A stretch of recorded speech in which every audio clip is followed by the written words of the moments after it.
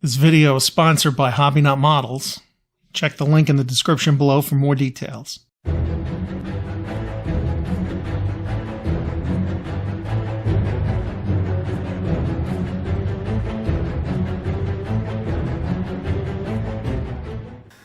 Hey, I'm John. Welcome to Mr. G's Workbench. Yeah, it's been a minute or so. Apologies for the lengthy delay. If you've been following the Corsair build and your regular view of the channel, then you know the last couple of months we're taking up moving. Mrs. G and I sold our other house and moved to a new home. And it's taken me a little while. From the time we knew we were selling, I had to pack all my stuff up. The Corsair build stopped dead. Everything got put back in the box exactly how it was, and off we went. We're finally in the new digs. You can see behind me, it's a new workbench area. Eventually we'll do a tour of it. I'll show you what I've got going on and how I've got this place laid out. I've lost a little space, all for the better though. So thank you for coming back.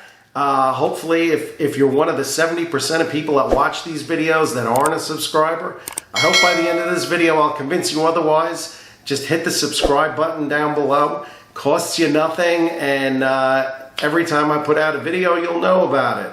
So I highly encourage you. If you're looking to take the next step in support of the channel, the next level up would be becoming a channel member. If you hit the join button down below, it'll give you all the information. You won't be obligating yourself. It'll just give you all the information about channel membership. It's $1.99 US a month. It's the only thing I do. I don't do Patreon or any of that other stuff. So if you're looking to support the channel a little more, it'd be greatly appreciated. Speaking of which, that's all my channel member family right there. Their names are scrolling up the screen as we speak. Thank you guys for your additional support. We left off with the Corsairs. They were painted, and I had also painted the markings on the dash 1A. The dash 2, I was doing decals and stuff, so that wasn't done yet. So that's where we were at, and I'll take you through some quick stuff with the rest of the builds. And honestly, I apologize. It's not going to be in depth. But this stuff has been lingering since like 3 months ago at least. So I want to get it over with. I'm sick of looking at them, to be honest. It's been like hanging around my neck like an albatross.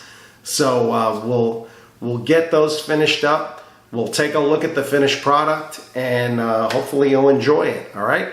There's not much left at this point. It's the props, the landing gear and stuff. Nothing crazy. We'll go through that, and then at the end we'll come back and we'll finish off this build review. We'll talk about the highs and lows of the Magic Factory kits, all right? So let's jump into it. And oh, one last thing. If you'd like some Mr. G Workbench t-shirts, there's a link down below. Take you.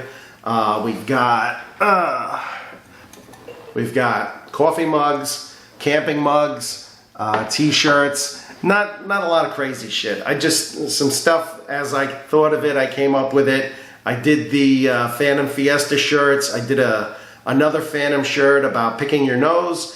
Phantom fans pick their noses, and it's all the different noses of the various Phantoms. So, all right, enough of that.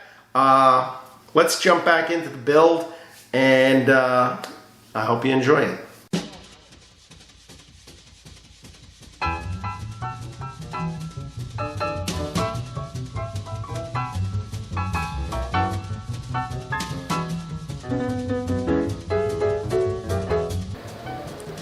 Can't begin to tell you how obnoxious these small parts are on the landing gear legs.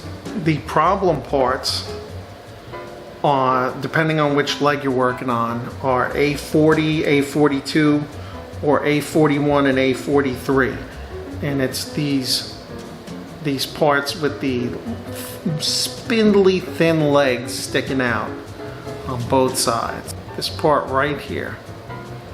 There's 4 sets for each plane, two pairs, I managed to get 1 out of 4 not broken. All right, here I'm using the Magic Factory provided masks for the wheels. They fit perfectly. All the masks provided in the kit were terrific. So here I've already painted the tires rubber black. I've painted the rims silver. Now I'm putting everything together. I kind of like the idea of the multi-part wheel. This was a pain in the ass getting the gear legs seated firmly in the gear base. Once you get it, they kind of click in and it works. I will throw those tires on.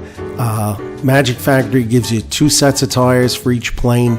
1 set with treads for land-based, 1 set without for carrier-based. And then here we're doing the doors, which were an absolute nightmare for me. I'm terrible with them. The tail wheel going into the hook assembly and the tail wheel, and I was happy with that. That pitot tube right there, that doesn't make it to the end of the build. Here I'm weathering up the tires on the Boeington Corsair. I'm using, I believe it's Sahara Dust from Ammo by MiG, or AK, or whatever company it was that particular week. It works good, and then you clean off a little of the excess with mineral spirits. Here I'm making a little gray wash with oil paint, and I'm trying to replicate this stain on Boeington's plane.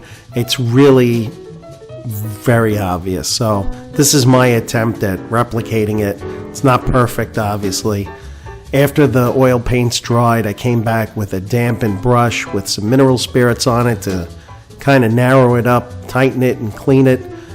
Just get it around that cover. And then I added a little brown oil paint after that. Same drill. I didn't show it here. I let it dry, and then I tightened it up with a damp brush. Then we're pulling off the canopy finally. This is after I put a dull coat on the plane, pulled off the masks, and then I just had to clean off 3 months worth of schmutz with a toothpick or cocktail stick if you're in the UK. And then I did the antenna line using Easy Line, and went on easy enough, and that was it.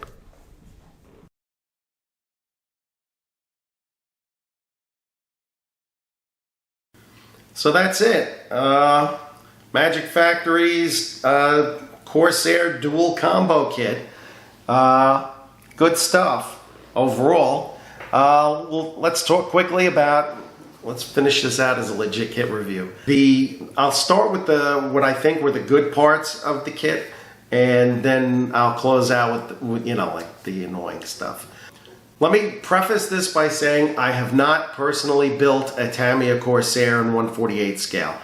I've watched others online build them, and it looks like a standard Tamiya build where they're not crazy part count, but still look good when they're done. And honestly, if I did another Corsair, I'd do a Tamiya Corsair. That being said, what did I like about this? Well, you get 2 Corsairs in the box. I do like that. You get to do 1A and a 2.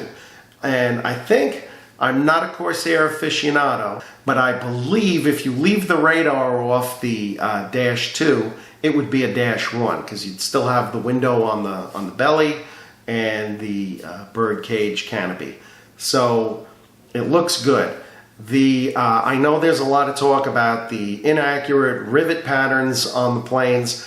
I don't know enough about them to get crazy about that. They look fine to me when they're finished. The cockpits are well detailed. I was very happy with them. You could build these kits out of the box using the excellent cartograph decals for the cockpits, for the instrument panels and the side consoles, and you could come away with a winner without any problem. You're getting photo etched seat belts are included.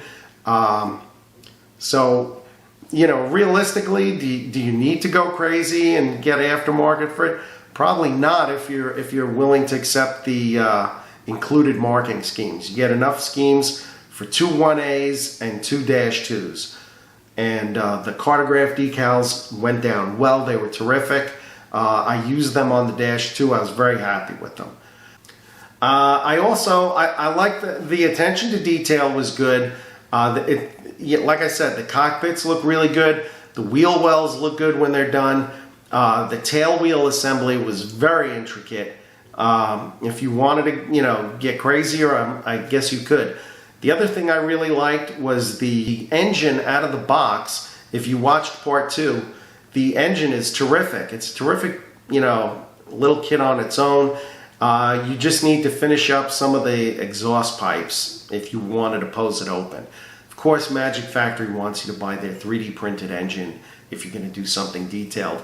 But honestly, with a little bit of work, you wouldn't need to do that. You just need to finish up, the last little details on it. They look terrific. That being said, let me get into a couple of negative aspects of this kit. The first is something that's good is also something that's bad. The really well detailed cockpit is terrific, but it is a pain in the ass to assemble into the fuselage.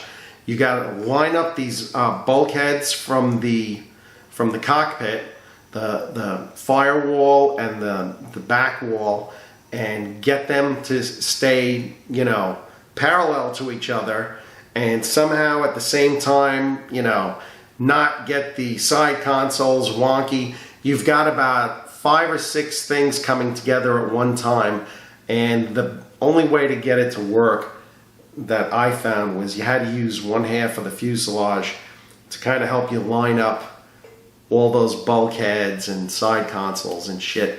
That was the most annoying part to me. The only other thing that can be a plus that's also a minus are the very fine parts. There are some radio antennas for the -2 that run the length of the belly. You have to be very careful when you're separating them from the runners. If you click on them wrong with your snips, you're going to break them. Same thing with the actuators that are attached to the gear legs, the main gear legs. There's 2 on each leg. I broke at least 50% of them in the course of getting them off the runners, and that was even after I realized that they were delicate. They're just so fine. It's insane trying to get them off the runners. The same thing with the tail wheel assembly. It looks terrific when it's done, but you have to be very careful separating the parts.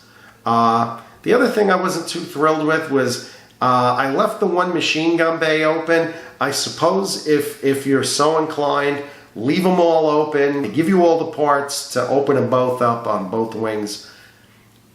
I did it to see how it would look. I'm really not thrilled with it, but it's there. The last thing, again, it could be a positive, but it's more of a negative, is that Magic Factory kind of compels you to build. You can have one extended wing Corsair, and you're supposed to have one folded wing Corsair. Like, just give me the extra parts so that I can do them both either way. I would assume you're making money on the kit, the way it is, and it's not that many more parts to put another set of spars in there.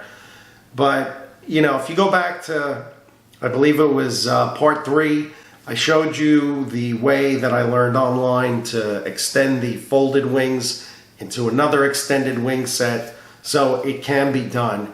Just that one, the flaps won't be down. But I'm still happy with the both of them. They look good. Should you buy this kit? I'm going to say, it depends. The detail's good, and if you're looking for a little bit of a challenge, they're good. The folded wings, I would have, honestly, in the long run, looking back at it, I would have built the one with folded wings just to break it up a little more, but it is what it is. They're not bad kits. If you want to pick up the Magic Factory combo set, Mark over at Hobbynut Models has it. again, there's an affiliate link down below. Lets Mark know that you found his shop through the channel. All right? So, again, I hope you enjoyed it. Thank you for stopping in. Thank you again for your patience. Sorry it took so long, but, you know, life gets in the way sometimes. So, we'll be getting together again soon. Trust me, it won't be a long time till the next one. Again, thanks for stopping in. Thank you for your patience. Take care, stay well, and I will see you guys next time.